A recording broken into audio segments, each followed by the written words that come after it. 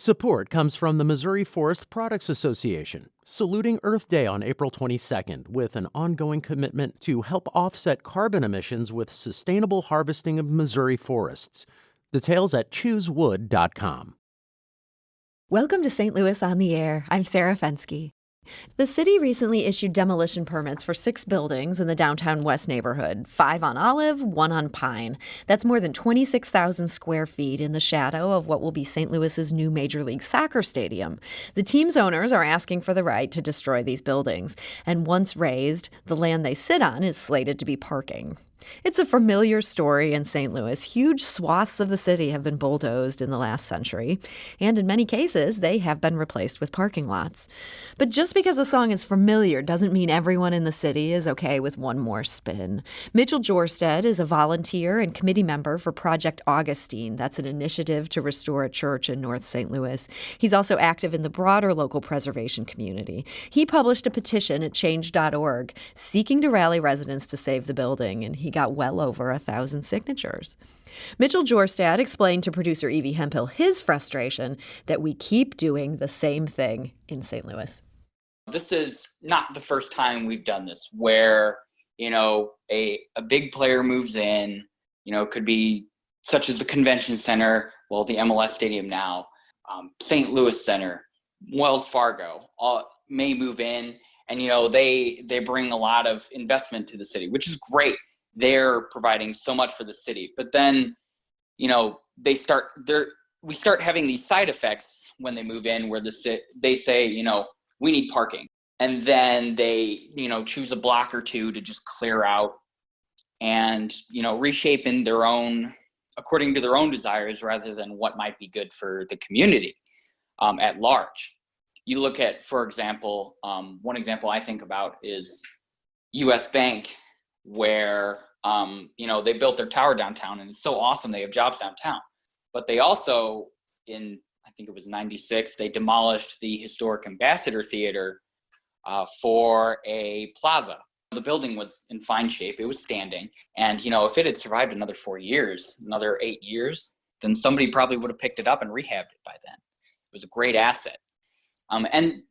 Or you see buildings like the Century Building where people just don't see a future for it, even though it's in perfectly good condition. And they say, well, we just give up. And, the city or whoever might own it tears it down and replaces it with a parking garage. It's this pattern of short-sighted thinking where we think, nobody seems to be interested in this building now, so we're just going to get rid of it and let somebody else figure it out. That was Mitchell Jorstad, and he pointed to another part of downtown, Washington Avenue, by way of contrast. Those buildings were decrepit for a long time, for decades. And now it's a lively entertainment and nightlife district because we kept those buildings around. We didn't turn them into a parking lot.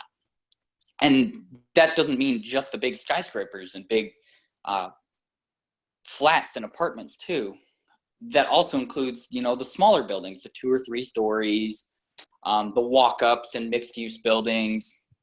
Each and every building plays an important part in downtown's fabric and in allowing spaces for, startups and, people may be looking for cheaper rent or cheaper places to have commercial or residential opportunities. And that, again, is Mitchell Jorstad. His Change.org petition hopes to save the 6 buildings now slated for demolition in downtown West. And joining me today to talk about these buildings and the downtown neighborhood as a whole is Catherine Hamacher. She's an urban planner who lives and works in St. Louis. So, Catherine, welcome to the show. Hi, thanks for having me. So we heard some of Mitchell's concerns. What about this planned demolition on Olive raises questions for you? Yeah, so I do feel like there are a lot of unanswered questions, and I feel like they're the kind of questions that we should have the answers to before a demolition is approved. So things like, what were those buildings contributing before they were purchased? How many jobs did they have in them? What kind of economic activity was happening? And then on the other side, do we need more parking? Is that the only location for the parking potentially? Is there a compromise where a parking structure could be built and the buildings could still be saved?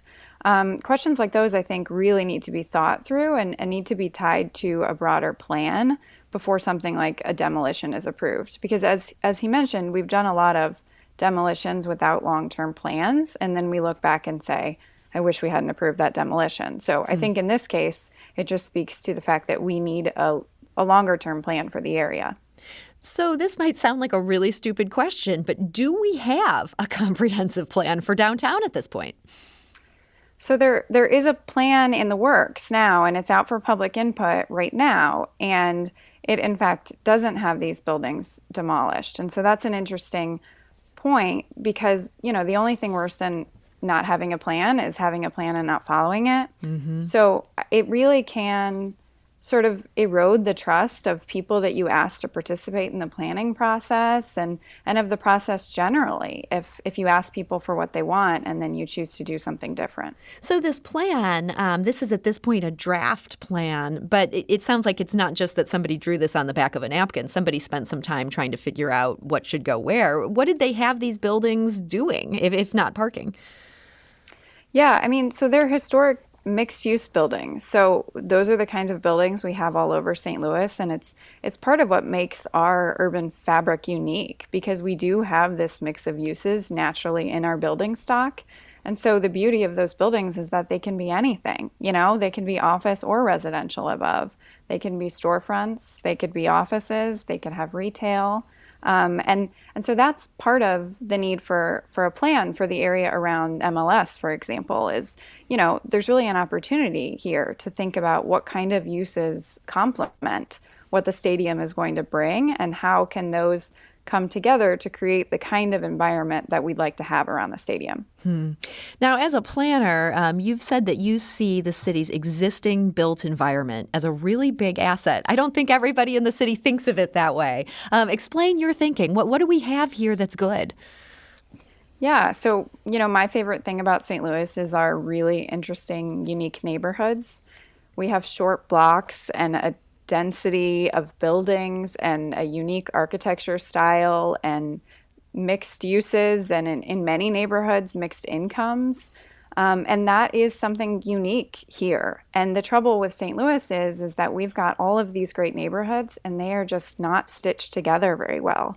So whether it's, transportation corridors with pedestrian challenges or, railroad systems, whatever it may be, it is difficult to get between our neighborhoods. And so that's one of the reasons I'm excited about the MLS stadium, because I feel like it can really serve as one of those stitches to kind of weave together downtown and the Locust area and Midtown and an area that right now, downtown West, has a lot of vacancy, could really serve as kind of that middle to pull the neighborhoods together. And yet we just seem to always turn towards parking.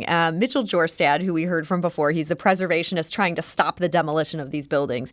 He says that he actually made a map. He wanted to illustrate just how much parking there already is downtown. And here's what he learned doing that. Even as I made it, it was shocking to me, like just looking at how much parking we had. And I didn't even outline like vacant lots in downtown West either. So there's still more underutilized land. We don't need it. Like, as you can see from the map, we have so much that, we don't need any more. If that still isn't enough parking, then we'll never have enough parking, to put it bluntly. But the thing is, too, is that the conversation shouldn't even be about whether there's enough parking. Because if you build more parking, more people are going to try to drive and try to park.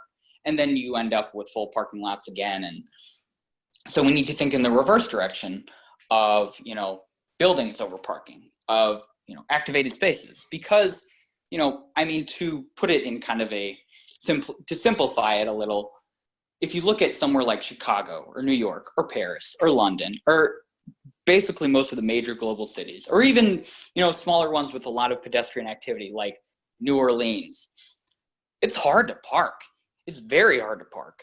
But that's not a bug, that's a feature. It's hard to park, but there are people everywhere. And that, again, is Mitchell Jorstad. Catherine, as I'm listening to him, I find myself nodding. He's right about all those things. And yet, I recall we had the superintendent of the Gateway Arch National Park on our show. And he was talking about how visits to the site have been down since the renovations. And these are the most amazing renovations. That site looks amazing. And the current theory amongst those paying attention to this is people don't like that there's not just one designated parking lot right next door. Is the core of this problem problem here that St. Louis has just a weird and unhealthy relationship with parking garages? Well, I mean, I do think you don't want to say that we're weird and unhealthy, huh? Well, we certainly have too much parking, and I think that all of those other examples are, evidence for you can be a successful city without 20% of your downtown being covered in parking. And so, he's certainly not wrong on that, but it would take a shift in priorities, from city leadership and from the planning community. It would take a real commitment to creating the kind of downtown and the kind of city we want, which Mitchell's talking about, focused on economic activity, having people on the street, ensuring it's a pedestrian-friendly environment. And, we do some of those things really well. Our commitment to green space is really impressive. People come to St. Louis and are really impressed by our green space. And that is one part of it. That's one part of having a really enjoyable city, but we just don't do very well on the commitment to the other parts. We're talking today to planner Catherine Hamacher, and we're talking about these buildings that are now currently slated for demolition in downtown West. And we have a pretty good discussion about those buildings going on our St. Louis on the Air Facebook page. You're welcome to join that group if you're interested in diving into that. It's a closed group, but you just have to ask permission. We let people in pretty easily. And we often preview what we're going to talk about. Dennis wrote in that conversation, he wrote, "More parking isn't a need in this area. There's plenty of parking, even when you need 5,000 to 7,000 spots for soccer games 17 to 20 times a year. What this is about is the team wants to control some of the parking because it's another revenue stream. Is that a good excuse for the city to allow them to do this? Absolutely not, but it's an honest one, and they should at least be honest." Catherine, do you think Dennis is onto something with that theory? I don't know necessarily what their motivations are. Parking is a revenue source, and that is part of the reason that there's so much parking downtown. But it's a little bit of a chicken egg thing. Parking is a revenue source because we don't have the density to support other things on those parking lots. And so if some of the parking lots were replaced with buildings that had street level retail and more people downtown, then it wouldn't be so financially beneficial to keep your lot as a parking lot. And so I think it speaks to a much broader issue of, the economics of development. And if we want to ensure that we have a downtown and a downtown West that really feels like a city, then we need to make sure that we're demanding the kind of development that does that. We did reach out to both the city and the ownership group for their comment on all this, and they both gave us some pretty lengthy statements. I'm going to try to get some of the highlights in here. The city notes that these are privately owned properties. They are not protected by any historical designation. And a spokesman also referred us to a review by the city's Cultural Resources Office. It says the buildings fall under the category of having, quote, little historic and design value and little reuse potential. The city also notes that the Board of Aldermen passed some legislation by a big margin earlier this year that committed the city to cooperate with the ownership group to, quote, identify potential locations for off-site parking that would be beneficial to both fans attending soccer matches and businesses. And a second bill, which was sponsored by Alderwoman Christine Ingracia and passed unanimously by the full board, also identified 1900 Olive to be included in a new community improvement district to raise revenue for parking improvements throughout the district. So, Catherine, they're kind of pointing to a different plan here, saying, yeah, the Board of Aldermen passed this plan that does have this as parking. Does that alleviate some of your concerns? So I think that the Board of Aldermen did commit to cooperating to ensure that there was enough parking for the MLS stadium. And I think that that commitment still stands. And I don't think that they committed to saying you could use this spot for parking. And, like I mentioned before, maybe this is the best spot for parking, but I just think there's a lot of unanswered questions in terms of, where should parking go as it relates to the stadium? Do we need as much as we think we do? How could this land be used in a better way? And again, I think it just ties back to the fact that we don't have a plan for what we think this part of our community should look like. And so it's just sort of an ad hoc approach. This application for demo went to the building division. They sent it to Cultural Resources. And then somebody in Cultural Resources decided that it would be okay to demo it. And I think that in an ideal world, the person in the office would have opened up their book and seen that the St. Louis Comprehensive Plan says that we'd like this to be a mixed-use, dense area adjacent to the stadium, and they would see, oh, surface parking maybe doesn't comply. But instead, because we don't have that document, it's just up to the whims of whoever's in that position, and that's really not how planning is supposed to work in a city. It should really be tied to a long-term vision that we all sort of contributed to and agreed upon, so that decisions like this about buildings and about lots are tied back to a shared vision. The spokesman for the St. Louis City SC, that's the soccer team that's going to be playing very near this site, they said the new stadium development currently sits on what was previously a parking lot used by people who work in the building at 1831 Chestnut. In order to accommodate those individuals and stadium and related events, the 1900 Olive Block, which primarily is an existing surface lot with a few largely vacant buildings, was identified as a location that could be used as temporary surface parking. Generally, we agree that there is an abundance of surface parking lots in downtown St. Louis. Our long-term plan is actually to decrease the total number of spaces and surface lots in downtown West by working with our architectural team to find creative solutions that will contribute to a vibrant and accessible stadium district. The block in question is being used for replacement parking for spaces no longer available due to the new stadium footprint. It does not, in fact, increase the total number of spaces in the area. And they said they are looking to create hopefully a mixed-use parking structure with commercial space on the first floor. From an architectural perspective, they're hoping it would complement other buildings being developed as part of this stadium district. Catherine, would that make you feel better if they were able to pull off something like that? Yeah, so I think added density in this area is great.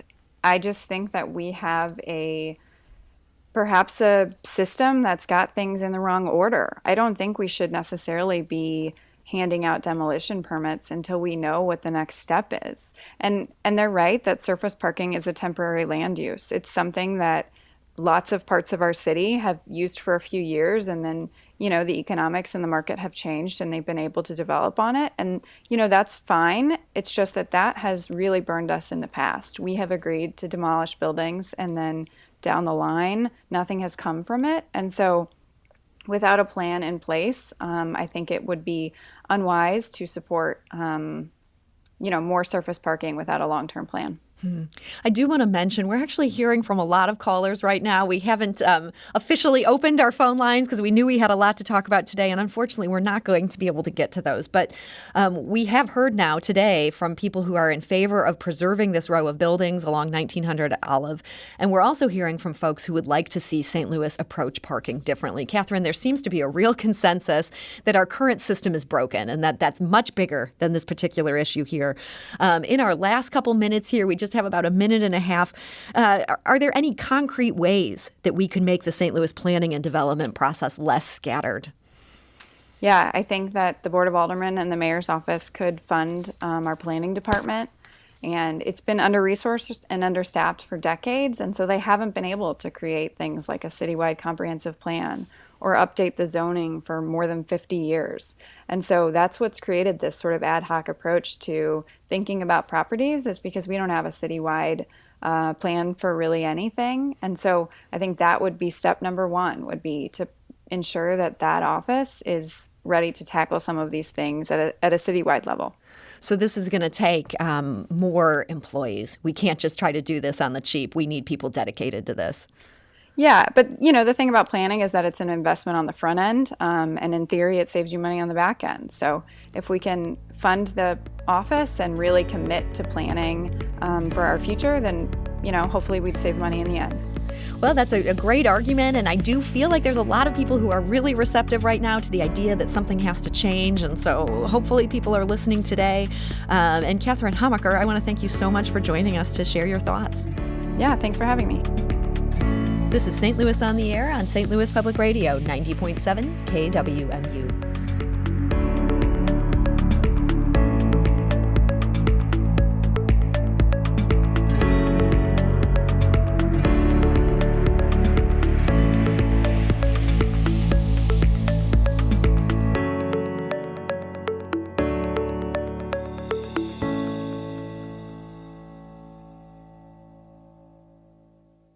Support comes from the Missouri Forest Products Association, saluting Earth Day on April 22nd with an ongoing commitment to help offset carbon emissions with sustainable harvesting of Missouri forests. Details at choosewood.com.